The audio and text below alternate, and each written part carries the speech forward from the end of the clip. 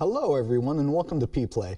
On today's show we continue our crossover season with one of our multi-talented directors here on the communications department. Get ready to get nerdy. This is P-Play.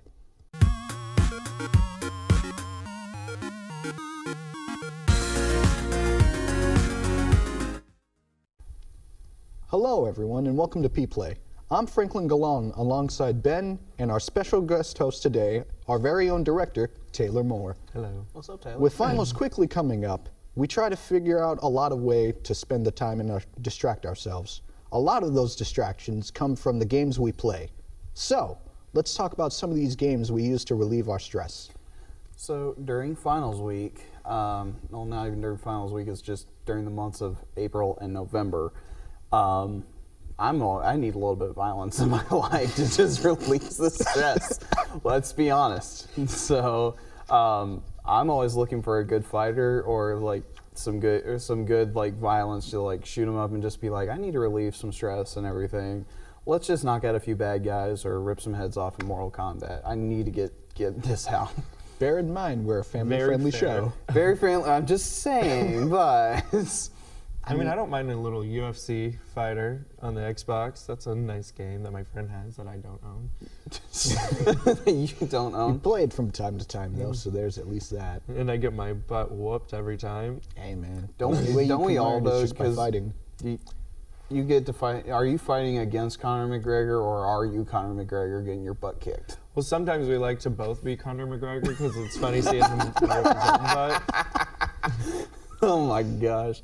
Franklin? For me, lately, I've just been playing Injustice 2, going back to that, finally playing some of the Teenage Mutant Ninja Turtles on there.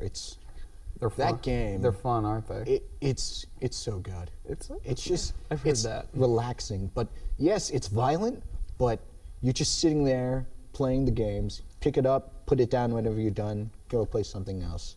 And for that, it's a good way to pass the time here and there, you know? It is.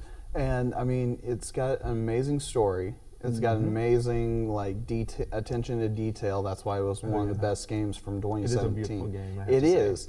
And it's just like, so in my mind, some way I wish that maybe the DC like movie universe, cinematic universe would do that. Maybe bring the Injustice story into making a movie. You think the movies I don't know. Notes from the video games? It's an amazing story. I agree. It's an amazing story though that if you screw it up, I would be severely mad and never watch another superhero movie ever again. Honestly, I don't watch the DC movies anyway because they're trash. Go on. To be fair, Wonder Woman was good. Okay, I'll give them that. Wonder Woman was good. But going back to games, and specifically Injustice, I agree with you 100% on that idea.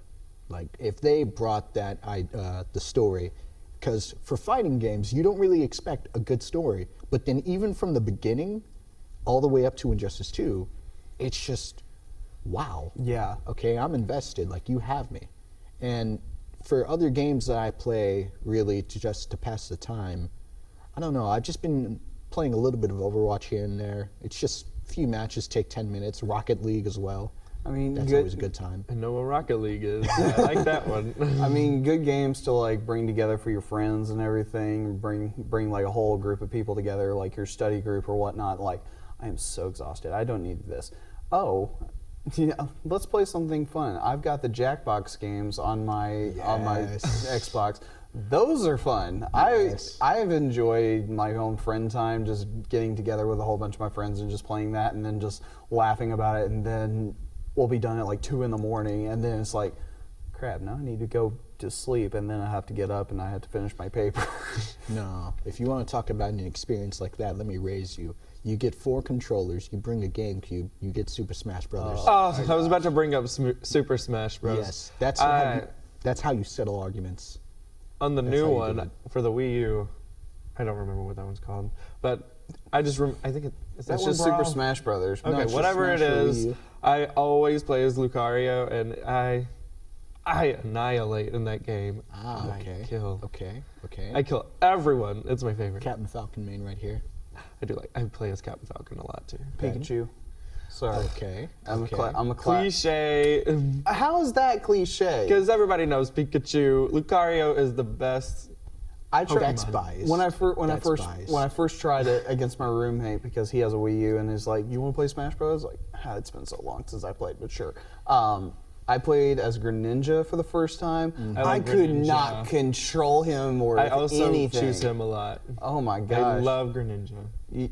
The one person I love though, Mewtwo, Melee. Yeah, Back in the Melee days. Mewtwo's a Okay. class. I'll give you that one. It's also a little cliche. He's a little OP, but he's not that OP though. I mean, to be fair, I don't. You guys mentioned the Pokemon. I don't really play that much with them. It's not that they like. I just couldn't really get used to them. For me, like I said, Captain Falcon. I use Sheik, I use Zelda, and Falco. Oh, Falco, yeah. Yep, Falco. I My use brother Falco. used Fox, and it's just many controllers were lost in between. Right.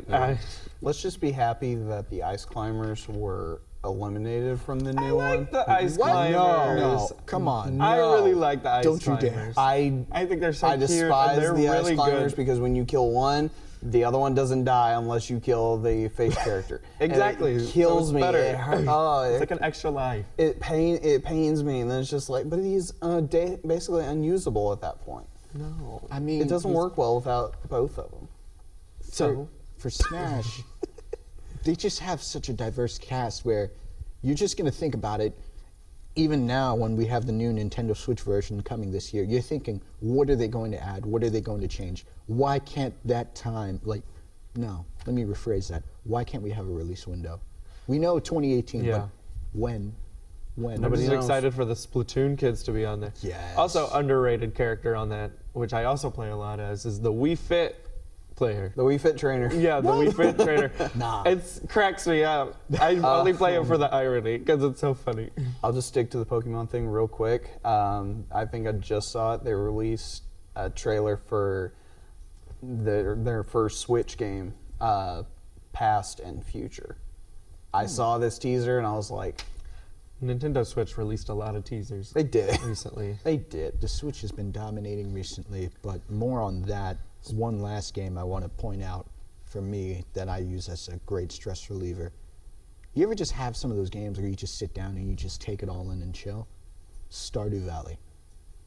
Okay. Stardew Valley. Think Okay. Minecraft, but you're just building a village and taking Okay. care of a farm. Okay. Sounds interesting. Sounds very relaxing. I mean, Yeah, I'm it's not- just ambient music, just $20 on PSN. I mean, honestly, it sounds like something that I just find myself waking up, or like being at 4 a.m. just playing mindlessly, and I'm like, oh wait, I have Yeah. responsibilities tomorrow. So honestly, so it sounds good to me. I mean, I'm not going to argue, but speaking of all the teasers and everything, Franklin, how about that release radar? Oh, yeah. Our normal topic. Yeah.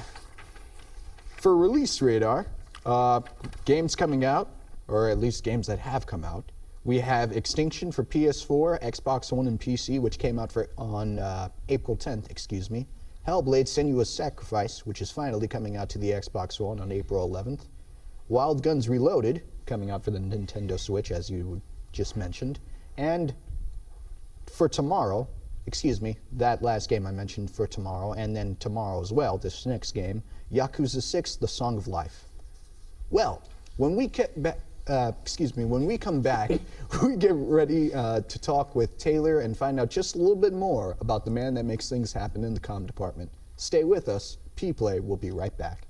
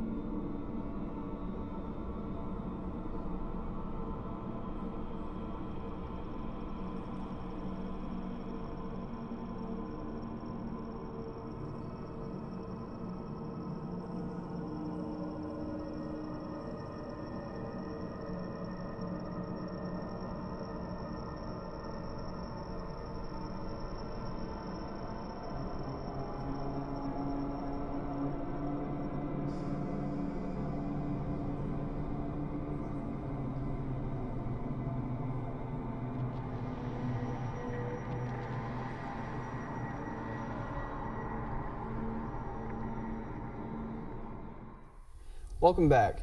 So as we said in the past, a lot goes into what we do in so many productions. Our guest Taylor Moore puts so many hours into what he does for the department. So we'd like to recognize him and let you be able to get to know him just a little bit better. So Taylor, would you mind just sharing a little bit about what you do in the department? Well, let me just say, I do everything. Okay, I don't do everything, but I have had a helping hand in every production this semester. I will say that. That's fair. Not to give myself any credit, but I literally have. But the only one that I truly care about is the news, which goes live every Friday at 1 o'clock. Shameless plug. That's my baby. That is the show that I produce and I direct it. It's my show. But I also I've definitely helped direct your show every episode until now. Thank you. And I've also helped with the work cameras. I've helped with teleprompter. I've been an audio guy. I've done it all, basically. I totally see that, and I totally agree with that. Sorry. No, go ahead, Oh, please. Thank you. What can you tell us about being involved in all these different projects? Like, what are some of your experiences? Some of my experiences, well, I mean, there's always something new that's going on. Like, every show, a teleprompter goes out, or maybe the next show, the microphone literally like catches flames. You never know what's gonna happen, and you just always have to be prepared. Like, that's one thing I have really learned, is to just think on your feet. Like, you have to, if something goes wrong, don't freak out. Just get it fixed before you go live. Yeah, when he says these things to everybody else that's watching at home or online, he's not lying, and he's not really over-exaggerating too much. These things do happen. Maybe the mic catching on fire thing was a little much. That's but a little stretched. That's a little stretch, but there's a lot that goes into it. But oh Lord, I was about to ask you something. With what you're doing, definitely as a director, what would you like to be doing? What do you see yourself doing when you leave here? I mean, I would like to do like freelance stuff, since I do have a lot of experience with many different positions, so I wouldn't mind doing that. But if I'm gonna be completely honest, I just wanna be a co-producer or help produce like any show that just goes live. Like, this might be because I'm just a huge fan, but Big Brother, I would love to be on the team at Big Brother. It would be so fun. Hey. Or any news. I really love doing the news here, so I mean, I think I would love doing the news outside of school too. So you're following in Amber's footsteps, and Potentially. You talk about being in love with the news so much. What drew you towards working with the news? I know we all took 2140 here, and we have to work different aspects of camera and other things like that. But as director and being involved with so many projects, what drove you to that? Well, it started with like me and the former producer of the news. She and I became really good friends, and we just happened to be in the same department. So I started seeing her do the news, and I was very interested in the news from the start, because I just love production in general. Like, it doesn't really matter. It's not really the news per se that I love about it. It's just, I like directing, and I like being the boss. I'm not gonna lie. it's fun. It's definitely fun. I do like being the boss, and that was what mostly drove me to being the news producer. And whenever she asked me, I mean, I couldn't say no. Ben, do you have anything to add? I was about to say, you looked interested that you wanted to ask him something. So No, like, it's just, I find the fact that you've been involved in so many other shows and stuff interesting. Like, you've had experience working as on the news, our show, other programs and stuff like that. And it seems as if you're good at what you do. No offense. I don't mean that in any offense at all. No, but like, I like that you were able to find something so passionate, and then you worked on it. Like, you got better, and you got where you are now, which is as our guest host, which thanks for that. Of course. Speaking on that, all I have to say is, I work on every production, because this is what I want to do. I want to be able to get a job in the future. I want to be able to have people know my name and be like, oh yeah, he worked on my show. Oh, he worked on my show. No, he also worked on my show. Like, I like being the guy that people can call to basically fill in for whatever job. Hence is why I asked him if he would direct this show, and he Yeah. said yes. And I'm like, thank you, Lord. Because I've had the same experiences too, so that's why I'm not trying to ask you way too many questions. But what if there were still, because you still have a few more years left in here. Yeah. What would you like to see happen within the next few years that you're here that maybe something in the whole department hasn't changed yet, and something different or new that you would like to see and you would like to control? Well, I'm always open to like new shows. Like, I like when people throw their ideas and make their own projects, and I like seeing that. So honestly, I just want to see more of like the younger, like the incoming freshmen, and even some people that have been here for a while and haven't done much. I'd like to see them take on their own projects, and I just want to help out them. We're talking to you, new generation, you new govs, come here. So when we come back, we go off the script a little bit and discuss some of our most magical moments that we've had with Disney. And you might get a small insight into the Disney College program. Stick around, you're watching Peay Play.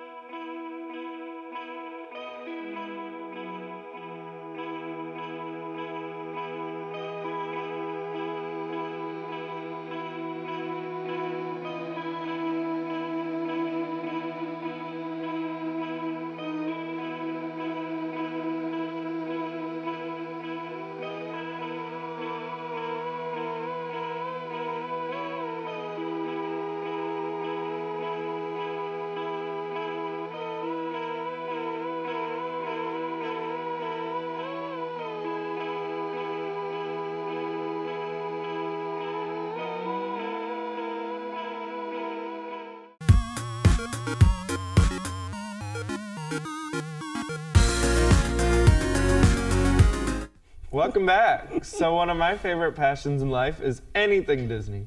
It's all been in our lives somehow, and today we wanted to go off the normal script and look back at some of our most magical moments we've had with Disney. Okay, we were discussing this way off camera and everything beforehand, but I mean, I've got a really good one that only happened to me a few years ago, but I want to hear from y'all first. For me, I will never forget just the first few times I sat down with my parents and we all watched Mary Poppins together. It would just be like the four of us gathering around the TV just watching, and we wouldn't really talk. We would just be like enraptured by the movie, and it's like it was a good time. And then even, well, we talked about finals recently. When I was supposed to be like studying and preparing for portfolio development, like towards the tail end of the 8-week class, we watched Mary Poppins, and I just stopped what I was doing and just sat in front of the TV and just watched it. So you just get entranced by Mary Poppins, Yes. basically anything. It's a timeless movie, man. It is a great movie, I have to say, and I'm excited for the Taylor? sequel. Taylor? Well, I gotta say, my favorite Disney memory ever is going to see, I was about 10, I think. I went to see The Lion King on Broadway, and for those of you who haven't, it's not even out on Broadway right now, but still, find it online. Whatever you can do, just watch it. It's an amazing experience to watch that. That's awesome. Little 10-year-old me was sobbing. Oh, I would imagine so. So mine, this only actually happened a few years ago, and I totally forgot to bring them. I was gonna bring I was thinking about bringing my like Disney trading pins and everything because I'm such a big like fan into that. But I went 2 years ago. It was like one of our last things that we did on our summer mission trip in Orlando. And late that night, we were in Magic Kingdom, and I wanted to go get more pins. So I went into not the Fort Wilderness, Frontierlands Trading Pin Post. So I went in there, and I met this awesome girl that she was being able to check me out and everything. We were talking about what I was doing over there on my mission trip and everything. And I had mentioned about an organization that we volunteered with called Give Kids the World, which if you've never heard of it before, definitely look it up and research it. It's an amazing place, a really awesome place. But she immediately sparked interest because she was, her brother actually went through being Wish Kid through Give Kids the World. So it really got her interest. And then she asked me like different stories about like why I was enjoying Orlando and whatnot. And we had like a smaller story about how I was one of the 7 dwarfs in our little group, in our performance group. And so we were talking, it's like, I really enjoyed the 7 Dwarfs Mine Train ride. And we went to go find this pin, this 7 Dwarfs Mine Train pin. And I thought she was just going to show it. But she handed it to me and said, this is a gift from Mickey and me. And I was like, my heart, I can't. My heart's about to break. I'm about to cry. And that was one of the most magical moments I had. I took a selfie with her, which I might put into editing here in a second if it shows up. Oh, but it was so sweet, and it's just like, just from what she did, that was one of the reasons why I put like merchandise on my application for the Disney College program. Ben's got a little crush. It's not a little crush. It's just like, it was so sweet and magical. I loved it. And that just made my night. That made the rest of my day. So, Well, speaking of the DCP, because we've been talking about it for a cool minute for the past couple weeks, tell us about like a little bit of the process. So the process, it can be as long and short as you can make it, but it's also how long and short that the recruiters can make it as well.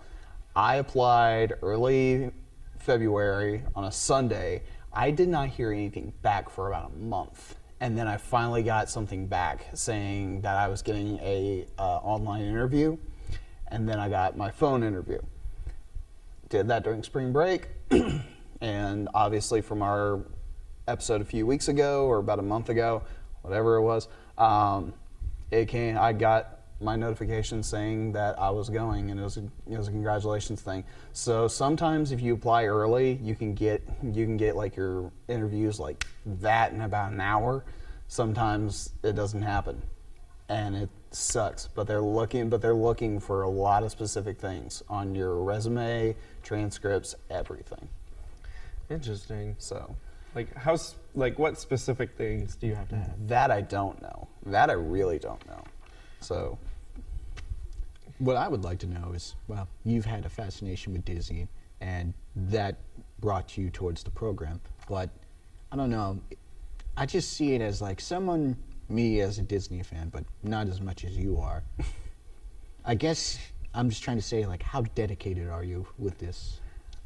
I mean, for what I'm wanting to do, Yeah. very dedicated, because I'm wanting to go into family entertainment. And I think just with this show itself and what I have made it into, I think this is a good step. And then getting to work for Disney, that's the place that you got to put your foot in the door. Like them, Universal, et cetera, all the different places that you could think of. You got to put your foot in the door somewhere, and if you're really dedicated with what you want to do, then obviously you're going to do everything you possibly can to connect, network, and do what you have to make sure that you get where you want to be. So then, wait, back that up for a second. You're going to be working with Disney, so hold on. You're going to be at the amusement park? Yes. Yeah. What? All on the resorts, amusement parks. Since I'm doing, my role is merchandise. I don't know where, I don't know how, but Working at a gift shop. Yeah, I could be at any given place at any given time during the week. So it's a mystery right now because I don't know where I could be specifically. I didn't know that. See, this is why you ask questions. No. I'm not saying it like that, but that just sounds interesting. It is. So what do you expect from this experience? A lot of long hours, a lot of heat, sweat, tears. Constant fear of a terrorist attack. Mm-hmm. It's like the Animal Kingdom, man. Well, I think, no, I'm just kidding. It's like the Animal Kingdom, man. Animal Kingdom, you go in there, you smell nice and everything. You come out, you smell like a zoo. Well, you're gonna smell like sweat regardless of where you come out. Oh yeah, it's gonna be a constant like. It's it hot. depends on when baby powder to make sure that summer. nothing sticks or anything. anytime in the summer you're gonna be sweating. The best part is that I'm going into like the end of summer peak season, so it'll start to calm down until we kind of get into about October, and then Holiday season. yeah, once holiday season comes around, whoo, it's going to be rough. Because I've been to Disney World. We just made the joke here. I went during the summertime, so it was, that was a scorcher. But if I could go back around Christmas, I would love that. The 2 times I went was both in the winter time. I went in November one time and December the other time, and don't go in December, first of all. Don't. But it does feel nice because like we're in Florida, so we're still wearing like shorts and short sleeves, and it's like November and it's weird. Yeah. But it's like amazing and perfect. But even those mornings, like you may be adjusted to Tennessee weather, but once you get down to Florida, it's so different. Sometimes it feels great, and then it's just like you wish you were dead because it's just that bad outside. I mean, same with Tennessee though, except we don't have random rain showers that only last for 5 minutes and then they're gone. True. We don't have No, we that. just have snow showers that come up in the middle of April. Can we quickly talk about that? That's like we're not in spring still. We are still in winter, even though spring. I don't want to talk about it. That makes me so mad. It's been snowing. I'm ready to. It's been snowing all day, and I'm just like, class. this has got to end. I go to class this morning, and as I'm walking into the building, there's just snow hitting my face and my glasses, and I'm like, why is this here? I blame Elsa. Elsa. That's another conversation we could have. That's another conversation, I think, for another day. Yes, about how Frozen is the most overrated Disney movie ever. Ooh. Let me just give you a warm hug later after we get done with this show. How about that? And I don't need it. he may not be I know. directing our next episode. I mean, for the record, I agree with him. It's a good movie. It's a good movie. I never said it was a bad movie. I can't deny that, but it's slightly overrated. Slightly? Yeah. It's up so there. overrated. Like, Lion King is low-key an overrated movie. Frozen surpasses that by a long shot. Let's see. Oh, what do you know? You're fired and you're fired. I still got the news. I'm out of a job. Oh my gosh. I'm out of a job. You don't even get paid for any of this. It's the thought that counts. This is just volunteer work. It's the thought that You just counts. get exposure. That's all you get. Hey, I like what I'm doing here, though. Oh my gosh. Come on now. I'm done. He's building a repertoire. I thought it was whatever. That's the fanciest. I word think I've my heard I all think my day. brain I think my brain is starting to shut down now because you two are starting to get crazy. But It's called Monday. yeah, that's true. That's true. You guys got any small little things that you want to ask me real quick before we? About the program? Yeah. What really sort of drew you into the program? I've never really asked you that. A lot of friends that have done it before themselves, and a lot of cast members that have just really supported me and wanting and thinking I should do it and thinking I would And do cast really good. members are the names of other employees, Yes, those are those are the names of the employees at Disney. There's a lot of different terms. My uniform is my costume, and when you were out there, It's a little weird. when you're out, well, it literally is a costume, and when you're out there doing stuff, you're on stage. So just a little bit of Disney terminology for you to learn Hold today. on. As long as you promote the Cars 2 racing game, and you'll be It's fine. great. It's great. I think with this show is game over. So thank you so much, Taylor, for joining us today. Thank you for having me. And thank It's you been to great. Brandon for directing this week. Next week, it'll be our season finale. It's going to be an awesome show, so I hope you don't miss it. Be sure to like us on Twitter and Instagram at APSU_TV, and make sure to also subscribe to the APSU-TV YouTube channel to see this and previous episodes of P-Play, along with the other great shows on APSU-TV. Hit that Like the like news. button. GG, everyone. And as always, let's go P. Let's go, Pete.